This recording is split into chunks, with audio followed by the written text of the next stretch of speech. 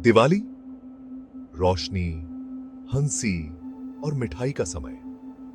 लेकिन बिष्णुपुर गांव में नहीं। यहां दिवाली फुसफुसाहट लेकर आई। हवा में डर घुला हुआ था, पटाखों के धुएं से भी ज्यादा। गांव वालों का मानना था कि उनकी खुशी से आत्माएं नाराज होती हैं। बिष्णुपुर एक छोटा सा गांव था, खेतों और जंगलों से घिरा हुआ। गांव का दिल था एक बरगद का पेड़, जो उतना ही पुराना था जितना समय। इसकी विशाल शाखाओं के नीचे कहानियां सुनाई जाती थीं और रहस्य बांटे जाते थे। लेकिन एक कहानी हमेशा फुसफुसाहट में सुनाई जाती थी, पुराने शिव मंदिर की कहानी। मंदिर गांव के किनारे पर खड़ा था, मरती हुई रोशनी में एक साया।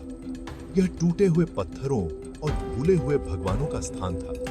गांव वालों का मानना था कि यहाँ भूतों का वास है। वे कहते थे कि अन्याय और भुला दिए गए लोगों की आत्माएं इसके मैदान में घूमती हैं। जैसे ही सूरज क्षितिज से नीचे डिप आसमान को नारंगी और बैंगनी रंग में रंग दिया, गांव वाले घरों में चले गए। हंसी मर गई, उसकी जगह प्रार्थना की बुदबुदाहट और क्रिकेट की बेचैन चहचहाहट ने ले ली। बिष्णुपुर में दिवाली की रात बेसब्री की रात थी, अज्ञात की बेसब्री। पुराना शिव मंदिर सिर्फ एक खंडहर से कहीं बढ़कर था। यह गांव की यादों का एक निशान था, भूले हुए अतीत की एक भूतिया याद दिलाता हुआ।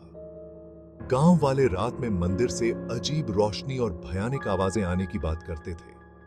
वे कहते थे कि आत्माएं चांद रहित आसमान के नीचे अपना दरबार लगाती हैं। बच्चों को मंदिर के पास न जाने की चेतावनी दी जाती थी। उनकी मां उन्हें भीतर रहने वाली तामसिक आत्माओं के किस्से सुनाती थीं, जो आत्माओं को चुरा लेती थीं यदि वे बहुत पास भटक जाती थीं। ये कहानियां धीमे स्वर में सुनाई जाती थीं, सबसे बहादुर बच्चों को भी दूर रखने के लिए काफी थीं।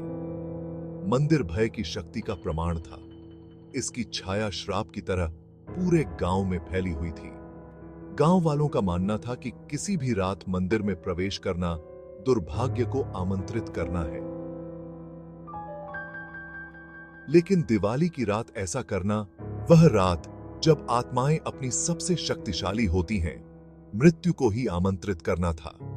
फिर भी गांव वालों को पता नहीं था, एक शख्स ऐसा भी था जिसने इनकार करने की हिम्मत की, जो उनके बीच चलता था, फुसफुसाहट और सायों से बेखौफ। उसका नाम था रामलाल। गांव का चौकीदार रामलाल एक बूढ़ा आदमी था। उसका चेहरा समय और अनुभव से उकेरी हुई झुर्रियों का नक्शा था। वह जीवन भर बिष्णुपुर में रहा था। उसकी उपस्थिति गांव के बीचों बीच बरगद के पेड़ की तरह स्थिर थी। उसने रथुओं को बदलते, बच्चों को बूढ़ा होते और कहानियों को किंवदंतियों में बदलते देखा था। रामलाल ने शिव मंदिर के बारे में कहानियां सुनी थी। उसने फुसफुसाहट, चेतावनियां, आतंक की दास्तां सुनी थी। लेकिन रामलाल एक व्यावहारिक आदमी था। वह वही मानता था जो वह देख सकता था, जिसे वह छू सकता था। वह भूतों या आत्माओं में विश्वास नहीं करता था। वह उस कर्तव्य में विश्वास करता था जिसे निभाने की उसने कसम खाई थी। गांव को किसी भी खतरे से बचाने के लिए, वास्तविक हो या काल्पनिक। हर रात रामलाल बिष्णुपुर की तंग गलियों में घूमता था, उसका लालटेन अंधेरे को चीरता हुआ एक प्रकाश स्तंभ की तरह। वह हर कोने, हर साये, रात की हर सरसराहट को जानता था। गांव वाले यह जानकर सुरक्षित महसूस करते थे कि रामलाल उन पर नजर रखे हुए हैं। लेकिन आज रात कुछ अलग था। आज दिवाली थी।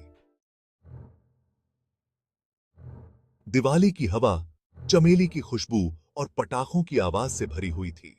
लेकिन रामलाल ने गश्त शुरू करते ही ठंडक महसूस की। शिव मंदिर के बारे में फुसफुसाहट आज रात और तेज और अधिक आग्रही लग रही थी। वह अपने चमकीले घरों के पास से गुजरते समय ग्रामीणों की आंखों में डर देख सकता था। जैसे ही वह चल रहा था, उसने युवकों के एक समूह को बात करते हुए सुना। वे मंदिर के बारे में बात कर रहे थे, एक दूसरे को उसके पास जाने की हिम्मत कर रहे थे। उनमें से एक, बिरजू नाम का एक ढीठ युवक, यह दावा कर रहा था कि वह उसी रात मंदिर में प्रवेश करेगा। बाकी लोग घबराकर हंसे, लेकिन रामलाल उनकी आंखों में डर की चमक देख सकता था। रामलाल जानता था कि उसे कुछ करना होगा। वह युवाओं के मूर्खतापूर्ण साहस को त्रासदी का कारण नहीं बनने दे सकता था। उसने मंदिर की कहानियों को केवल अंधविश्वास कहकर खारिज कर दिया था, लेकिन आज रात संदेह ने उसे जकड़ लिया। क्या होगा अगर किंवदंतियों में कुछ सच्चाई है? क्या होगा अगर बिरजू को कुछ हो गया?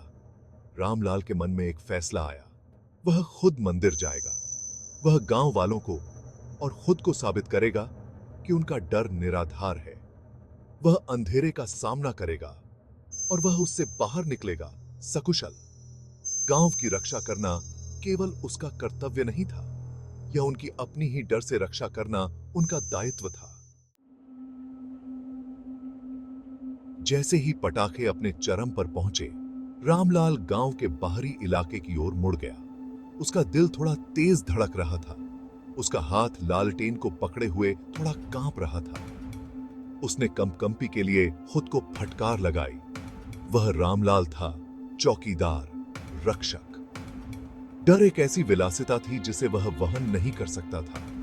गांव के बीचों बीच से दूर जाने वाला हर कदम उसे अज्ञात के आगोश में ले जाता हुआ प्रतीत हो रहा था।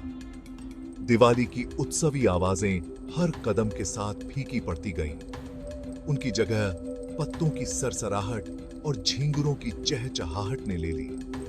यहां अंधेरा और भी घना, भारी लग रहा था, मानो साए खुद ही पास आ रहे हों। वह मंदिर के जितना करीब पहुंचता गया, सन्नाटा उतना ही भारी होता गया।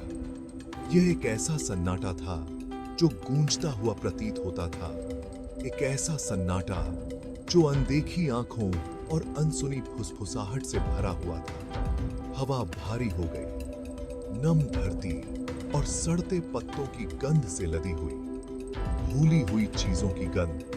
अब वह मंदिर की रूपरेखा देख सकता था। तारों से सजे आकाश में एक दांतेदार सिलहूट उसकी रीढ़ की हड्डी में कंपकंपी दौड़ गई, लेकिन वह आगे बढ़ता रहा। उसने एक फैसला कर लिया था, और रामलाल अपनी बात से पीछे हटने वाला आदमी नहीं था।